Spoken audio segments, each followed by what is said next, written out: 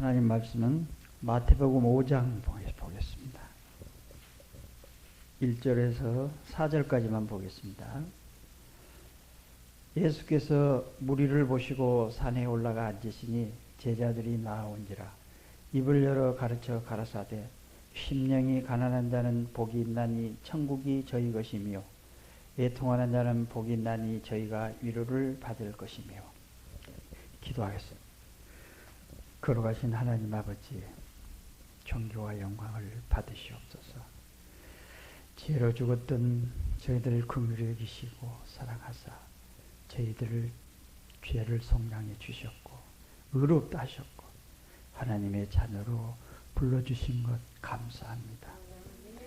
아버지여, 저희가 하나님의 자녀로 부름을 받았을진데 하나님의 자녀답게 살아갈 수 있도록 저희들을 붙들어 주시옵소서.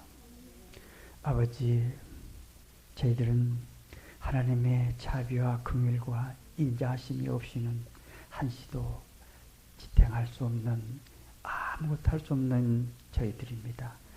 아버지, 긍휼히 여겨 주시옵시고 아버지, 하나님과 동행하는 삶을 살기 위해서 더 많이 하나님을 알고 하나님의 영광을 위해서 승리하는 삶을 살아갈 수 있도록 저희들을 믿음으로 붙들어 주시옵소서.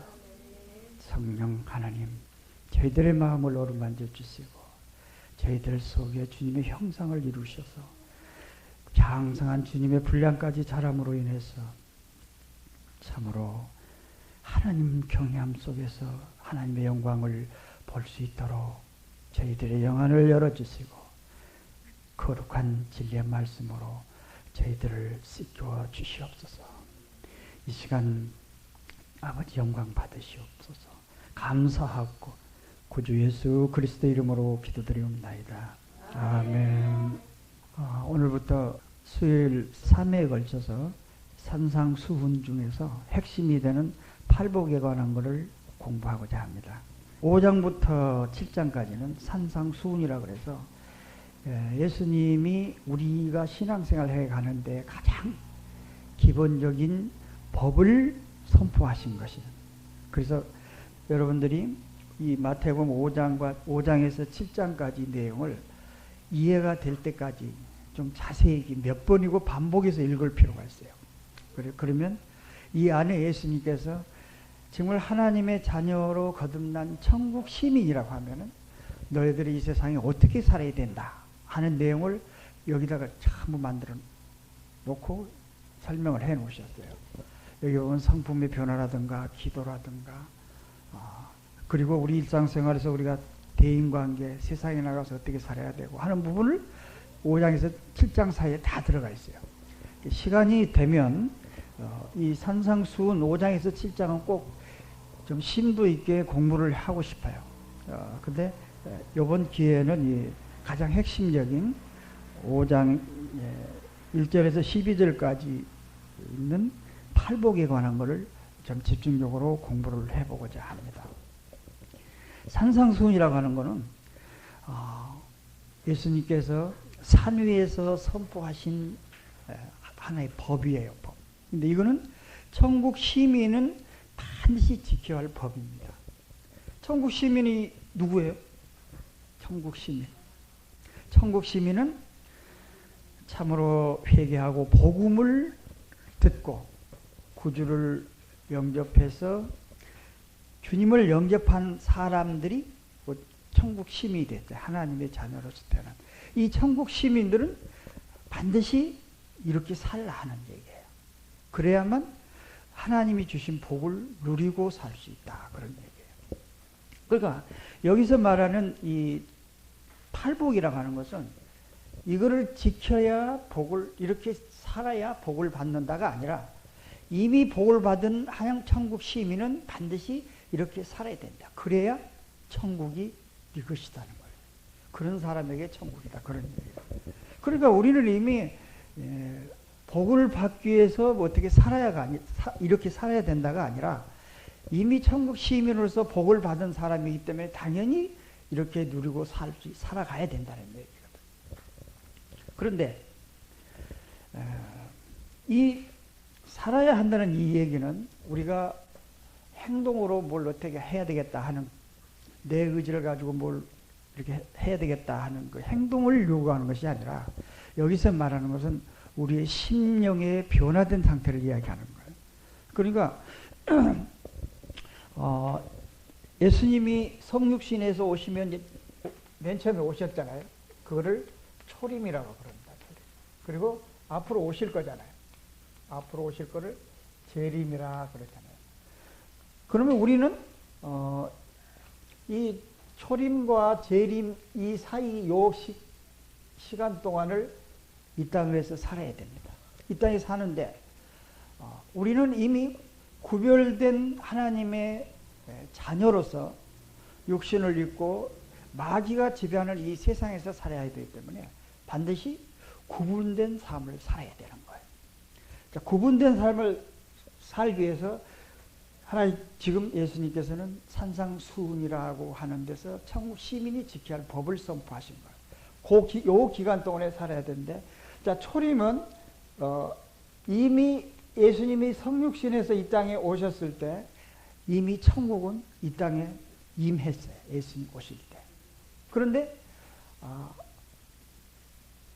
천국이 아직 완성은 안 되는 거예요. 완성. 이 완성은 앞으로 될 거거든요. 그러니까 이미 예수님 성육신에서 이 땅에 오셔가지고 천국이 이 땅에 이미 임했기 때문에 천국 시민된 우리는 그 천국을 내가 누리고 살 수 있어야 된다. 그러려면은 이미 복받은 너희들이니까 지금 내가 이야기하고 있는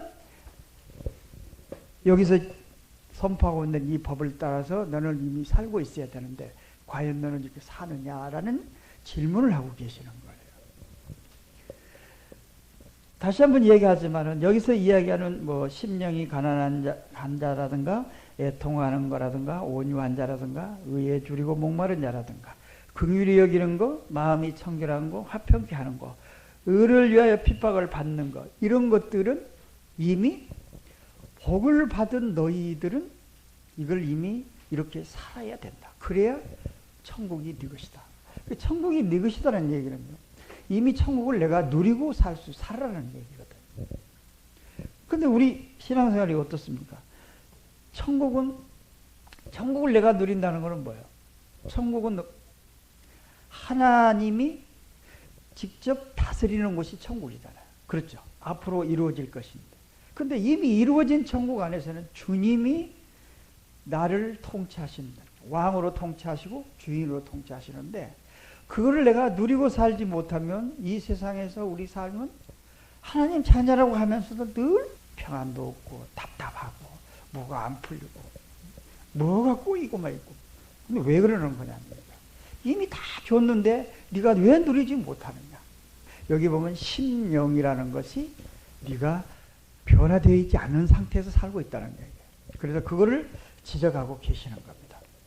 여기 5장 1절 본문 보면, 말씀 보면요, 예수께서 무리를 보시고 산에 올라가 앉으시니 제자들이 나온지라. 그래서 여기서 무리라는, 예수께서 무리를 보셨다 했는데 이 무리가 누구냐면요, 그 위에 4장 23절부터 보면 그 위에 있죠. 예수께서 온 갈릴리에 두루 다니사 저희 회당에서 가르치시며 천국 복음을 전파하시며 백성 중에 모든 병과 모든 약한 것을 고치시니 그의 소문이 온 수리아에 퍼진지라. 사람들이 모든 앓는 자, 곧 각색 병과 고통에 걸린 자, 귀신 들린 자, 간절하는 자, 중풍병자들을 데려오니 저희를 고치시더라.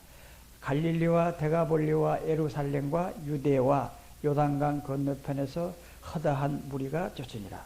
자, 여기서 예수님이 지금 이 말씀을 하시기 위해서 여기 보면은 이 산이라고 하는 것이 조그만 동산 같은데요. 바닷가의 동산 같은데 이것으로 많이 무리들이 막 몰려와서 모이기 시작합니다. 근데 이 무리가 바로 여기 방금 읽었던 예수님이 복음을 전하시면서 고쳐줬던 많은 병자들, 그 다음에 여기 보니까 귀신 들린 자들, 간질, 중풍병자, 뭐 이런 사람들을 고쳤습니다. 그리고 이 소문을 듣고 쫓아오는 그 무리들이에요. 그 무리들이 많이 모이는데 거기에 이제 제자들이 예수님 앞으로 왔어요.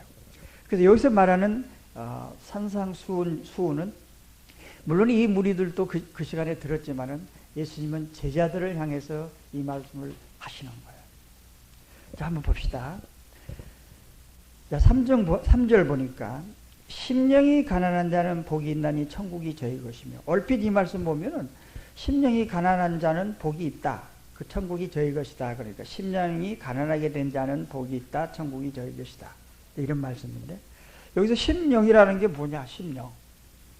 심령이라고 하는 거는 우리 마음속에 가장 깊숙한 곳에서 하나님의 영을 접촉하고 하나님을 느끼고 교감을 나누는 그 깊숙한 장소가 심령이에요. 이거를 뭐 영이라고도 하기도 하고 하나님 임재한 곳이니까 그러는데, 이 심령이라고 하는 것은 하나의 영적인 것을 깨닫는 어떤 기관, 이렇게 이해를 하면 돼요. 그런데 이 심령이 가난해져야 된다는 거예요. 가난해져야 된다. 가난은 뭐요? 아무것도 거지가 가난한 거잖아요. 육신적인 가난을 보면 먹을 것도 없고 가진 것, 입을 것도 없고 뭐 일할 수 있는 그런 능력도 안 되고, 그러니까 뭐예요? 구걸하러 다니잖아요. 거지잖아요. 거지. 육신적으로도 그렇잖아요. 여기서 말하는 이 가난은 육신적인 가난보다도 영적인 가난을 이야기하는 거예요. 이게 영적인 가난이라는 것은 영적으로 완전히 그냥 망해버린, 파산을 당해가지고 완전히 망해버리는 상태예요. 말하자면 영적으로 거지가 되어 있는 상태라는 거예요. 그러니까 거지는 가진 게 아무것도 없는 거예요. 그러니까 영적으로 내가 가진 게 아무것도 없다는 얘기는, 내가 항상 나 자신을 하나님한테 비춰볼 때, 하나님은 높은 고도의 거룩함 가지고 계시잖아요. 그 거룩함과 하나님이 수없이 우리에게 베풀어 주신 그 사랑이라든가, 이런 부분을 내가 실제 가지고 사랑은 느낌은 있어도 내가 누릴 수 있는 사랑을 내가 가지고 있지 않는 것들, 항상 허기진 생각을 가지고 있다, 그런 얘기예요. 그러니까 이 내가 가지고 있는 것은 아무것도 없이 너무 가난하다. 왜냐하면 하나님이 말씀을 주어졌지만 말씀을 알아서 먹을 수도 없고, 먹어야 조금 먹으니까 항시 부족함을 느끼니까 허기짐을 느끼고, 이런 궁핍한 상태, 이런 상태가 아무것도 나는 가진 게 없다, 이런 상태예요. 그 다음에 하나님의 위대하심을 생각할 때 나는 아무것도 할 수 없구나, 아무 능력이 없구나, 내가 할 수 있는 게 아무것도 없구나, 이렇게 나의 철저한 무능력을 내가 하나님 앞에 느끼는 거예요. 영적으로. 그런 상태를 이야기하는 거고, 또 한 가지는 그런 나를 볼 때, 하나님 앞에 나를 비춰볼 때, 결국 나는 하나님의 흙으로 만드셨는데 한 줌의 흙뿐이다. 하나님이 내 안에 주신 생명이 있는데 이 생명을 보존하는 내 이 몸이라는 것이 아무것도 가진 것도 없고 아무것도 할 수도 없고 이러지도 저러지도 못하고 그냥 한 줌의 흙이구나. 그런 철저하게 하나님으로부터 오는 어떤 은혜와 긍휼의 여기심과 어떤 보살핌이나 이런 것이 없이는 나는 전혀 지탱할 수 없는 사람이구나. 이렇게 자신이 하나님 앞에 철저하게 거지가 된 모습을 볼 수 있어야 돼. 그걸 뭐라 하냐면 하나님 앞에 내 겸손이다. 모든 게 내가 포기하고 싶어서가 아니라 실제 하나님 앞에 내가 아무것도 없는 거예요. 아는 것도 없어요. 어떻게 할 수 있는 능력이 있는 것도 아니야. 그러니까 그런 철저하게 나는 아무것도 없습니다. 거지입니다. 하고 주님 앞에, 하나님 앞에 딱 무릎을 꿇는 그 상태를 뭐라 그러냐. 가난한 자다. 그런 얘기예요. 그러니까 우리 심정은 그 가난한 자는 어떻게 해야 돼요? 육신적으로도 아무것도 없으면 구걸하러 다녀야 되잖아.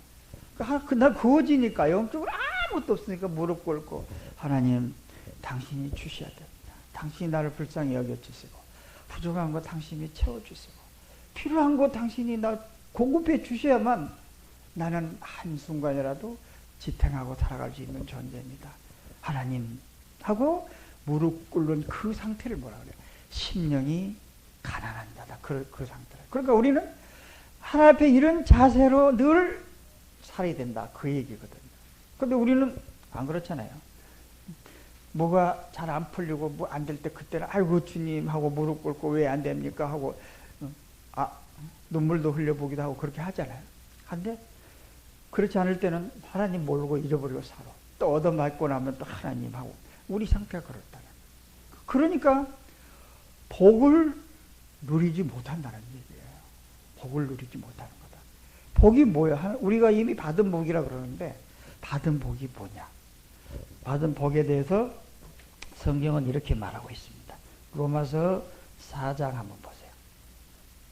제가 3절부터 8절까지 읽습니다. 일하는 자에게는 그 삭을 은혜로 여기지 아니하고 빛으로 여기거니와 일을 아니할지라도 경건치 아니한 자를 의롭다 하시는 이를 믿는 자에게는 그의 믿음을 의로 여기시나니 일한 것이 없이 하나님께 의로 여기심을 받는 사람의 행복에 대하여 다윗이 말한 바 그 불법을 사하심을 받고 그 죄를 가리우심을 받는 자는 복이 있고 주께서 그 죄를 인정치 아니하실 사람은 복이 있도다 함과 같으니라.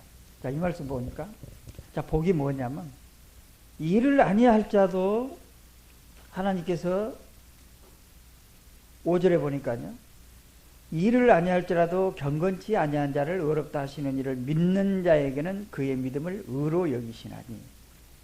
그러니까 경건치 아니한 자를 의롭다고 하시는 이가 누구야? 하나님이잖아요. 그분을 믿는 자에게는 그 믿음을 의로 여기셨다. 그 의로 여기신다. 그 얘기고, 자, 7절 보니까 불법을 사하심을 받고 그 죄를 가리우심을 받는 자는 복이 있다. 그러니까 우리가 받은 복이 이거잖아요. 우리의 죄를 용서받았다는 거. 그리고 하나님의 자녀로 삼아 주셨고 영원한 하늘 아래 살 수 있도록 영생의 길을 열어주시고 이 시간도 그 길을 갈 수 있도록 거룩하게 이끌고 계시는 그 하나님. 그게 우리 복이잖아요. 우리 이 땅에 사는 소망이 뭡니까? 잠시 머물다가는 인생이 오늘 밤에 하나님이 나를 부르신다 해도 나는 감사하면서 아버지 뜻이 저를 부르신다면 아버지 기쁜 마음으로 갑니다. 감사합니다. 할 수 있는 소망이 우리에게 있지 않느냐고요. 그게 복이잖아요. 그 복을 얘기하는 거거든. 그러니까 이미 너희는 이 복을 받은 사람들이니까 반드시 하늘에 살 수 있는 시민권을 가진 하늘의 시민이니까 반드시 너희는 심령이 가난한 상태로 하나님 앞에 무릎을 꿇고 겸손히 아뢰는 가운데 하나님의 맡기고 의지하는 믿음으로 살아가야 된다. 네가 그렇게 살고 있어야만 된다. 너는 이미 천국 시민이 됐으니 그렇게 살라는 얘기예요. 그렇게 사는 그 사람에게는 뭐예요? 천국이 네 거다 그런 얘기예요. 그런데 천국은 아까 여기 얘기했듯이 이미 예수님이 성육신해서 이 땅에 몸을 입고 이 땅에 오셨을 때 이미 천국은 이 땅에 임했다는 얘기예요. 그 천국이 우리 안에 와 계시잖아요. 그러면 우리는 그 천국을 현재 누리고 살아야 되는데 누리고 살지 못하는 이유가 뭐냐? 너무 심령이 부유해 있기 때문에 그렇다. 그러니까 가난해지라. 그게 하나님 말씀이잖아요. 자, 심령이 가난해지려면 어떻게 해야 돼? 가난해지려면 그러면 어떻게 해야 되겠어요? 심령이 가난해지려면 하나님만 바라봐야 돼. 하나님만 바라본다는 얘기는 우리가 진짜 호흡 하나, 걸음걸이 하나, 하나님이 공급해 주시지 않으면 우리는 지탱할 수가 없는 사람들이에요. 영혼도 마찬가지잖아요. 그러니까 반드시 하나님께서 내게 필요한 걸 공급해 주시고 부족한 것 채워주시고 늘 함께 이끌고 계신다는 그 믿음을 가지고 그분께 의지하고 맡기고 사는 것. 그걸 뭐라 그래요? 하나님을 바라고 사는 거라는 얘기잖아요. 여러분 아침에 일어나서 기도 많이 하시잖아요. 하루를 맑은 정신으로 하루 삶을 하나님께 맡기고 그리고 일을 시작하는 게 당연한 거잖아요. 하나님 오늘 하루도 하나님께 맡깁니다. 인도해 주십시오. 하고 하나님께 기도하는 그리고 하루 일과가 시작돼야 돼요. 가능하면 아침에 가족들이 가정 예배를 보는 게 너무 좋습니다. 굉장히 좋은 일이에요. 일어나서 뭐 가정 예배라는 게 그러니까 신앙 고백 우리는 이 교회에서 안 하고 있는데 신앙 고백을 애우는 것이 잘못된 게 아니에요. 그거는 우리 신앙의 핵심 내용이잖아요. 그 사실 나는 믿습니다 하고 고백하는 거기 때문에 그거는 집에서도 해요. 저는 아침에 일어나서 둘이 세수하고 둘이 앉아서 예배를 봅니다. 보면은 찬양하고 그리고 신앙 고백하고 그리고 성경을 읽어요. 보통 평균 한 10장 정도를 읽습니다. 읽다가 서로 이게 뭐야? 이게 뭔지? 이런 말씀. 이제 이런 게 있으면 잠깐 서로 얘기를 잠깐 교제를 하고 그리고 하루를 맡기는 기도를 합니다. 기도할 때 여러 가지 이제 하고 싶은 기도가 있잖아요. 가정에 관한 얘기, 그 다음에 가족에 관한 얘기, 그리고 떠오르는 우리 성도들에 관한 이야기, 이러면 이렇게 기도를 합니다. 그리고 기도하고 또 찬송하고 주기도문 하고 이렇게 맞추거든요. 그런데 그 하루를 주님께 부탁하는 기도를 드린다는 것이 저는 굉장히 중요하다. 그렇게 보고. 왜냐? 우리는 하나님의 보호하심이 없이는 한순간도 지탱하고 살아갈 수 없는 존재라는 사실을 아시면 반드시 그렇게 해야 돼요. 그래서 그렇게 하는 것이 좋겠다 그런 생각이 들고요. 하늘을 천국을 아까도 얘기했듯이 주님이 이 땅에 오셨을 때 이미 천국이 임했기 때문에 내 안에 천국이라고. 그 천국은 하나님이 다스리는 곳. 그곳이 천국이잖아요. 나는 내 안에 주님께서 와 계시잖아요. 그 주님이 나를 통치하시는 왕으로 오셨고 내 삶의 주인으로 오셨어요. 그러니까 그분이 내 삶 속에서 그분이 나타나야 돼. 주님은요, 나를 통해서 자기 일을 하시기를 원하시는 거거든요. 그러니까 하실 수 있도록 나를 내드리면 일은 그분이 나를 통해서 하시는 거예요. 그 일을 하시도록 주는 거예요. 그러면 그분을 통제하여서 나는 살아가기 때문에 죄를 이길 수도 있고 죄와 상관없이 일할 수 있고 그리고 어떤 어려움이나 어떤 일이 있더라도 흔들림이 없는 믿음에 딱 서서 살아갈 수 있다는 것은 주님이 주인이 돼서 나를 통제하셔야 돼요. 그러니까 주님이 나를 통치하고 이끌고 계시는 자체가 천국이잖아요. 천국. 먼저 내 안에 이루어진 이 천국을 누리면서 사는 사람만이 이 다음에 완성되는 천국이 자연스럽게 가는 거지. 세상에 내 멋대로 살고 있다가 천국 그날에 가서 천국 아니라고 그래요. 제가 그런 얘기 했잖아요. 우리가 휴고될 때 분명히 하늘 나팔 소리가 울린다고 그랬거든요. 그런데 하늘 나팔 소리를 누가 듣냐는 거예요.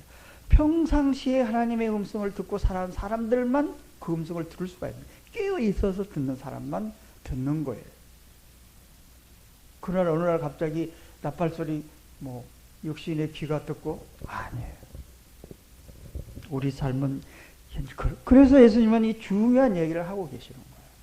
심령이 가난해야 된다. 그 얘기는 다시 결론적으로 이야기하면 너 스스로 아무것도 할 수 없어. 너 아무것도 없잖아. 거지잖아. 내가 아니면 너는 지탱할 수 없는 사람이야. 왜 네 존재를 몰라? 반드시 나에게 모든 걸 맡기고 내가 네 안에 있잖아. 나를 인정하고 너는 내가 시키는 대로 순종하면 돼. 그 말씀이죠. 우리 삶은 이렇게 살아야 돼. 근데 이것이 우리가 생각 속에 머리로는 알아. 들어보면 아멘이 돼. 그런데 내 삶은 실제 왜 그게 안 되느냐. 그거는 내 마음이 아직도 부유하다는 거예요. 그래서 이거를 철저히 비워야 된다. 그런 얘기합니다. 다시 마태복음 5장에 봅시다. 자, 4절 보니까 뭐라고 되어 있냐면 애통하는 자는 복이 있나니 저희가 위로를 받을 것이다. 두 번째는 애통이라고 그랬어요. 애통이라는 것은 깊은 슬픔을 이야기하거든요. 영적인 슬픔이에요. 진짜 마음에 하나님을 주님이 주인이 돼서 사는 사람들은 아버지 뜻이 이루어지는 그 현장에 채워지지 않는 부분들이 있을 때 깊은 애통을 느끼게 돼요. 특히 내가 아버지 말씀에 완전히 순종하지 못하고 살 때 오는 그 아픔은 큰 거거든요. 뭐가 있겠습니까? 가장 쉬운 거 있잖아요. 자, 하나님이 뭐라고 얘기했어요? 네 목숨을 다해서 하나님을 사랑하라. 그리고 네 몸처럼 네 이웃을 사랑하라. 내 몸처럼 사랑하라. 그러셨잖아요. 이게 첫째는 계명이고 하나님이 주신 사랑을 하는 그 계명이다는 거예요. 그러면 그 계명을 우리가 지키고 사느냐? 알면서 못 지키잖아요. 정말 내가 내 목숨을 내놓고 하나님을 사랑하고 있느냐? 하루 삶 속에 내가 하나님과 동행하는 삶이 얼마나 되는지 그 시간들 속에 하나님을 잊고 사는 시간하고 하나님 늘 나는 내 안에 하나님이 계셔서 그렇게 되어 있지 못한 우리 상태를 볼 때 더 슬퍼요. 자, 저는 항상 이 애통하는 게 두 가지가 있습니다. 지금 이야기한 것처럼 나는 내가 너희를 사랑한 것처럼 나를 사랑하라는 그 사랑 속에 하나님은 사람 몸을 입고 와서 자기 목숨을 버려서 나를 살리신 하나님이에요. 그 사랑을 생각하면 나는 하나님 앞에 사랑이 뭔가 내가 하는 게 뭔가 그런 생각할 때 너무 자신이 한심스러워가지고 너무 깊은 마음의 애통을 느낄 때가 많고 또 이웃사랑이라고 하는 그 부분에 대해서 분명히 주님은 내 몸같이 이웃을 사랑하라고 그러는데 알면서 나는 왜 사랑을 못하는가? 왜 같이 나눌 수 없는가? 사랑이 꼭 물질만이 아니라 그분을 위해서 기도도 하고 따뜻한 말, 오가는 말도 할 수 있고 많아요. 첫째 기도로 하나님께 부탁해야죠. 그리고 나눌 수 있으면 같이 나누고 그런 삶을 왜 못 사는가 하는 부분에서 늘 부족함을 느끼기 때문에 그런 부분에 대해서 너무 슬프게 생각하고 그 다음에 땅끝까지 이르러서 내 증인이더라. 복음을 전하라는 얘기입니다. 내가 너에게 사랑을 줬으니 그 사랑을 다른 사람에게도 전하라 그러는데 그 사랑을 충분하게 전하지 못하는 그 아쉬움 때문에 다 마음이 갈라요. 그런 부분이 너무 애통해서 저는 시편 중에 다윗이 그 우리아의 아내 바세바를 간음하고 나단 선지자로부터 질책을 받고 하나님께 애통하면서 잘못을 회개하는 고백하는 내용을 너무 좋아합니다. 왜 그런 거 아니? 그 고백하는 그 기도 내용이 너무 마음에 와닿아요. 한번 봅시다. 우리 시편 51편 한번 찾아보자. 시편 51편 838쪽 갑니다.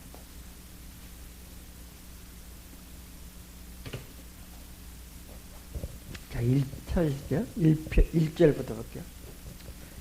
하나님이여 주의 인자를 쫓아 나를 긍휼히 여기시며 주의 많은 자비를 쫓아 내 죄과를 더말하소서. 요 1절 보니까 하나님의 주의 인자를 쫓아 나를 긍휼히 여기시고 여기 인자라는 말은요 하나님이 지속적인 하나님의 사랑을 얘기하는 거예요. 그러니까 하나님 그 사랑을 쫓아서 나를 긍휼히 여기세요. 나를 불쌍히 여겨 주십시오. 그리고 주의 많은 자비 주님의 끝없는 용서하는 그 넓은 아량을 가지고 내 죄를 도말하고 완전히 씻어 없애달라는 겁니다. 그렇게 기도를 하는 거예요. 너무 간절한 기도잖아요. 그리고 나의 죄악을 맑게 씻기시며 나의 죄를 깨끗이 해달라. 하나님은 하실 수 있으니까 나를 불쌍히 여기시고 이 죄를 깨끗이 씻어 주십시오. 그 얘기잖아요.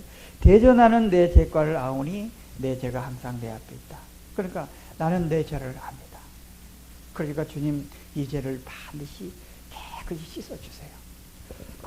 이게 간절하게 글로 표현했지만은 다윗은 이게 애통하는 무릎 꿇고 하나님 앞에 애통하는 기도거든요. 그 다음에 여기 10절 보니까 그 외에도 쭉 중요한 얘기들이지만 10절을 보면은 51편 10절에 하나님이여 내 속에 정한 마음을 창조하시고 내 안에 정직한 영을 새롭게 하소서. 내 속에 정한 마음을 창조하시라는 내 마음에 깨끗한 마음을 새로 창조는 새로 만드는 거잖아요. 깨끗이 내 죄를 씻겨주시고 깨끗한 마음으로 다시 만들어주세요. 그리고 정직한 영, 내가 오염되고 죄로 지었던 이 영을 깨끗이 씻겨가지고 깨끗한 영으로 다시 새롭게 해서 하나님을 뵙게 해달라. 그 소리거든. 그리고 11절 보면 나를 주 앞에서 쫓아내지 마시며 주의 성신을 내게서 거두지 마소서. 그 성령을 걷어가지 말라는 얘기야. 성령이 떠나면 나는 버림받는 거잖아. 그렇기 때문에 내가 비록 죄를 지었지만 하나님 나를 하나님의 사랑으로 나를 불쌍히 여기시고 내 죄를 용서해 주시고 깨끗하게 씻겨 주실 뿐만 아니라 마음도 새롭게 정해 주시고 성신을 거두지 마. 성령을 내 안에 충만하게 해달라는 거야. 걷어가면 나는 버리는 거니까. 그 얘기를 하고 있거든. 그러면서 17절 보면 자기 마음을 이렇게 토로하고 있습니다.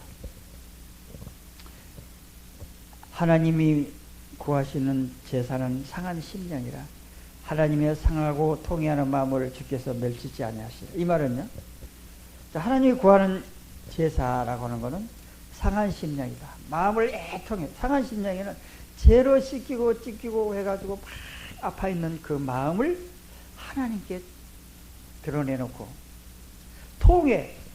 통곡하고 애통해하면서 자복하는 거잖아요. 그 마음을 주님은 멸치지 않을 텐데 제가 지금 이렇게 드리고 있는데 하나님 내 마음을 받으시고 용서해 주세요 하는 간절한 기도를 하고 있는 거예요. 그러니까 애통이라고 하는 것은 이 마음의 슬픔, 영적으로 마음에 이게 끌어오르는 그 슬픔을 가지고 하나님 앞에 엎드리는 게, 그러니까 우리는 죄라고 하는 것을 눈에 드러나는 죄, 그런 것만 죄로 생각을 해요. 그런데 하나님 말씀 불순종하는 것처럼 큰 죄가 없잖아요. 그런데 우리가 그 하나님의 말씀을 얼마나 순종하고 있느냐. 그러니까 늘 우리는 그게 미치지 못하니까 애통하는 마음으로 하나님께 용서를 빌고 간구해야 된다. 그 얘기거든. 바울이 꼭 죄를 지어서 바울이 아니라 다윗이 죄를 지어서만 그렇게 한 것이 아니라 우리 마음은 항상 그런 상태를 가지고 있어야 된다.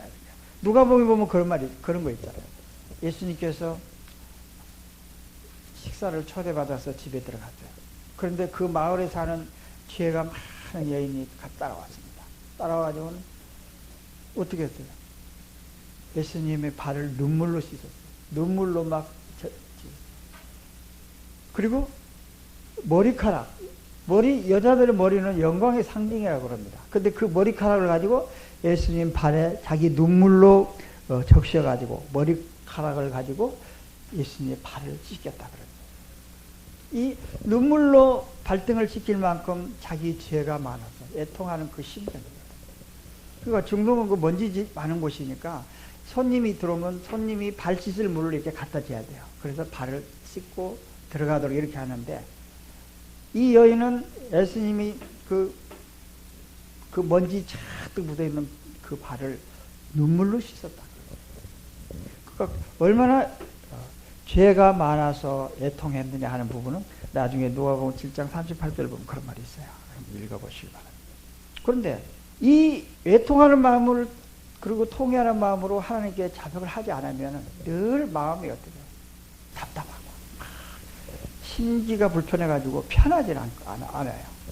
무슨 마음에 어둠이 오고, 어둠이 오면 뭐예요? 뭔 일, 조그만 일이 있어도 풀리질 않아. 꼬이고 분명히 그렇잖아요. 그 말을 시편 34편에서는 이렇게 이야기하고 있어요. 한번 찾아보십시오. 시편 32편 3절 보겠습니다. 내가 도설치 아니할 때에 종일 신음함으로 내 뼈가 새하였도다. 주의 손이 주야로 나를 누르오시오니 내 진액이 화하여 여름 가물에 마름같이 되었나이다. 자, 여기 3절 보니까 내가 토설치 아니할 때, 토설이라는 것은 토해내는 거야. 토해내지 않고 마음에 딱 가지고 침묵을 지키고 있을 때는 종일 신음하러 내 뼈가 새었다가 뼈가 마르는 듯한 근심 걱정 늘 마음에 꽉 채여 있다 그런 거예요. 그런 상태로 있으니까 4절 보니까 너 이놈아 왜 토설치 않아? 왜 통회하고 자백하지 않아? 하는 것이 주의 손이 주야로 나를 누르시오니 내 진액이 화하여, 내 몸의 진액이 다 빠져가지고 여기 보니까 여름 가물에 마름같이 됐다는 거예요. 그 몸의 상태가 어떻다는 거예요. 그 심령이 그런 상태가 되도록 통이하고 자복을 안 하면 안 되잖아. 그러니까 우리는 항시 내가 아차 이거 잘못했다 하는 그런 부분도 있지만은 분명히 내가 하나님의 명령에 순종하지 못하는 부분에 대해서 늘 하나님께 무릎 꿇고 애통하는 심정이 되어야 된다는 얘기야. 그 심정이 가지 않은 사람들은 깨끗한 마음을 가지고 세상을 이길 수가 없어요. 죄도 이길 수가 없습니다.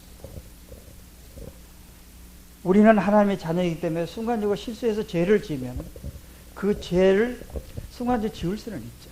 그렇지만은 하나님의 자녀가 되기 이전처럼 죄하고 죄 속에 거하는 건 아니잖아요. 죄하고 같이 살지는 않잖아요. 순간 그걸로 딱 끊고 살 수 있는 그 힘이 우리에게 와 있다는 거예요. 그렇기 때문에 그리스도 예수 안에 있는 사람은 정죄가 없다라는 얘기가 그런 얘기다. 그러니까 여기 보니까 다윗은 무릎을 꿇고 하나님께 하나님의 인자로 나를 긍휼히 여기시고 자비를 베푸소서. 그리고 내 죄의 괴가를 깨끗이 씻어주십시오. 그리고 마음을 깨끗한 마음으로 다시 새롭게 만들어 주시고 어떻게 했어요? 그리고 정한 영, 그러니까 오염되지 않고 깨끗이 씻겨진 영 속에 하나님과 교통하기를 원합니다. 그리고 성령이 내 안에 나를 주배해 주십시오 하는 내용을 간절히 기도했다는 얘기야. 그런 애통이 없으면 안 된다. 왜냐? 여기 뭘처럼 토설지 않으면 나는 하나님 앞에 견딜 수 없다는 거예요. 그냥 두지 않으시니까. 그게 성령의 역사잖아요. 그래서 로마서에 보면 성령이 나의 마땅히 빌 바를 어떻게 해요? 도우신다고 돼 있어요. 그렇게 하는. 자, 그렇게 했을 때 5절 보세요. 32편 5절. 내가 이르기를 내 허물을 여호와께 자복하리라 하고 주께 내 죄를 아뢰고 내 죄악을 숨기지 아니하였더니 곧 주께서 내 죄의 악을 사하셨다. 자복하고 숨기지 않고 전부 다 주님께 낱낱이 고하면 사해 주셨다. 그런 얘기예요. 반드시 사해 주셔. 그 제사함 뒤에 오는 게 뭡니까? 온 뒤에 내 마음의 상태는 어떻습니까? 11절 보면 32편 11절이요. 너희 의인들아 여호와를 기뻐하며 즐거워할지어다. 마음이 정직한 너희들아 다 즐거워질지어다. 자, 보여. 죄 용서를 받고 나서 내가 토설하고 다 내 통에 자복을 한 뒤에 오는 것은 뭡니까? 기쁨이 오지 않습니까? 기쁨. 마음의 평강이 온다는 거예요. 평안과 기쁨이 항시 뒤따라. 즐거운 마음으로 하나님께 감사, 찬양을 드릴 수 있다. 여기 보면 외치고 싶을 만큼 기쁨이 있다는 얘기다. 그러니까 우리는 이 말씀의 기록만을 읽고 아멘 하고 지나가질 것이 아니고 이 말씀처럼 내 삶 속에 이게 적응이 되고 실제가 돼야 되는 것이. 그게 중요한 거예요. 우리가 성경을 많이 아는 게 중요한 것이 아니고 내가 아는 만큼 내 삶 속에 그게 실제가 돼서 나타나야 돼요. 그게 신앙생활. 그렇게 실제가 돼서 나타내는 만큼 나는 그만큼 평안과 축복을 주신 복을 내가 누리고 살 수 있는 거예요. 아무리 많은 걸 받아도 내가 내 것으로 누리지 못하면 그건 아무 소용이 없는 거잖아요. 의미가 없는 거잖아요. 그래서 이 애통하는 자는 가장 근본적으로 마음의 애통이나 아까 심령이 가난한 그분이 안 될 때 우리는 하나님께 구해야 돼요. 하나님, 제가 아무것도 가진 거 없고 할 수도 없는 아주 한심한 놈인데 어째서 이 마음이 이렇게 부유합니까? 하나님 앞에 왜 무릎 꿇지 못합니까? 왜 통한 마음이 없습니까? 이 마음을 달라고 기도하셔야 돼요. 그래서 이렇게 살지 않으면 어쩐다고 그랬어요? 천국이 네 것이 아니다는 얘기예요. 그 얘기는 나는 천국의 축복을 누리고 살지 못한다는 얘기예요. 얼마나 그게 비참해요. 하나님 믿으면서 하나님의 자녀이면서 하나님의 주신 복을 누리지 못하고 산다는 것은 얼마나 불행한 일이냐는 얘기예요. 이미 다 주어지고 이렇게 하도록 보여주시는데도 내가 실천을 못한다. 그러면 어떻게 되는 거야? 뭐가 잘못돼도 한참 잘못된 사람이잖아요. 왜냐? 이 일을 하시기 위해서 내 안에 주님이 와 계셔서 주님이 이렇게 자꾸 내 성품을 변화시켜 가고 있는데도 안 하고 있다는 얘기는 뭐예요? 나는 문제가 있어도 다 큰 문제가 있는 사람이다. 그래서 내가 나를 되돌아보는 가장 출발점이 어디냐? 예수님의 십자가. 나는 정말 하나님이 사람 몸을 입고 와서 이 땅에 오셔서 저 십자가에서 돌아가셨는데 내가 정말 그 안에서 주님과 함께 죽었냐? 그리고 장사 지내가지고 주님 부활할 때 나도 새 생명으로 완전히 다시 태어났냐? 그리고 내 안에 주님이 와 계시냐? 이런 걸 생각을 쭉 묵상할 필요가 있어요. 그런 나라는데 왜 안 되느냐 하는 부분을 한번 점검할 필요가 있네요. 그래서 지난번에 제가 한번 말씀을 드린 것 같습니다. 너희 안에 주님이 계시는가 분별해 보라는 얘기. 확인해 보라. 네 안에 그 그리스도가 안 계시면 너는 버리운 자라고. 그러면 그것처럼 비극이 없지 않습니까? 그래서 오늘 예수님께서는 산상수훈을 말씀하시면서 8가지 이야기를 했는데 8가지를 한꺼번에 다 깊이 생각해 볼 수가 없기 때문에 나눠서 앞으로 3번에 걸쳐서 얘기를 할 겁니다. 이 팔복은 가장 그 산상수훈 5장부터 7장 사이에서 가장 중요한 거예요. 핵심적인 겁니다. 이 8가지 성품이 내 안에 완성되면 이 성품을 전부 완성시킨 게 누구냐? 예수님의 인격이거든요. 예수님 모습이에요. 그 모습이 이대로 내 안에서 이루어지고 산다면 나는 천국 누리고 살 수 있다는 거예요. 그러니까 이 부분이 안 되는 부분은 안 됩니다 하고 말해야 되는 거예요. 안 되는 부분은 안 된 부분만큼 보여주시는데도 나는 할 줄 몰라. 난 거지니까 달라고 해야지. 그 일을 쉬지 않고 해야 됩니다. 그래서 진정으로 하나님께 애통을 하고 통회하는 사람은 분명히 위로를 받고 평안을 누릴 거고, 그리고 분명히 그 힘을 공급하는 힘을 가지고 원하시는 이 뜻을 주님이 하시는 거예요. 주님. 나는 순종만 하시는 거예요. 내 몸을 빌려드려서 주님이 이렇게 하라 그러니까 너 손 올려. 따라서 올리고 일로 가. 따라. 이거를 내가 하는 거죠. 내가 하지만 실제 나의 안에서 나를 이렇게 하시도록 하시는 분은 그분이 하신다. 그걸 뭐라 그래요? 동행한다고 그러시잖아요. 그 삶이 우리 안에 이루어져야만 된다. 그런 얘기입니다. 그래서 우리 성도들은 이런 기준이 하나님이 진정한 하나님의 의, 거룩함에 이르지 못하는 그 의를 이렇게 해서 이루면서 가야 된다는 것이 예수님의 가르침입니다. 그래서 우리는 앞으로 이 팔복이라는 것을 앞으로 배울 겁니다. 배울 때 우선 오늘 2가지, 심령이 가난해져야 되고 그 다음에 애통해야 된다. 심령이 가난해지려면 어떻게 하라고 했어요? 하나님만 바라보라. 왜냐? 나는 아무것도 할 수 없는 거야. 하나님의 도움, 공급, 보살핌, 인도하심 이런 게 없으면 나는 한순간도 지탱할 수 없다는 걸 확실히 인식한다면 하나님 앞에 무릎 꿇어야 돼요. 그리고 참으로 애통하는 마음으로 하나님, 나는 하나님의 뜻대로 살지 못하겠습니다. 용서하십시오. 어떻게 해야 살 수 있겠습니까? 하고 하나님께 달라고 해야 돼. 기도를 해야 된다. 그리고 항상 이거 잊지 마실 거는 내 주님의 십자가에 나를 항상 비춰보면서 나를 잘 되새겨 봐야 돼. 기준이 거기니까. 우리 출발점이 거기니까. 그래야만 항시 그분과 동행하는 삶을 살 수가 있습니다. 그래서 그 부분 깊이 명심하시기를 바라고 오늘 여기까지만 말씀을 드리겠습니다. 기도하겠습니다. 하나님 아버지 감사합니다. 이 시간 저희들 이곳에 모여서 하나님을 찬양하고 주님께서 이 땅에 계시면서 저에게 내려주신 한국 시민의 헌법에 대해서 생각을 했습니다. 아버지, 이 말씀을 저에게 주셨으니 이 말씀을 실천하고 주님의 주신 복을 누리면서 천국 시민답게 살아갈 수 있도록 저희들을 이끌어 주시옵소서. 부족한 부분 성령님들 채워주셔서 저희들을 가르치시고 깨우치시고 그리고 인도하여 주시옵소서.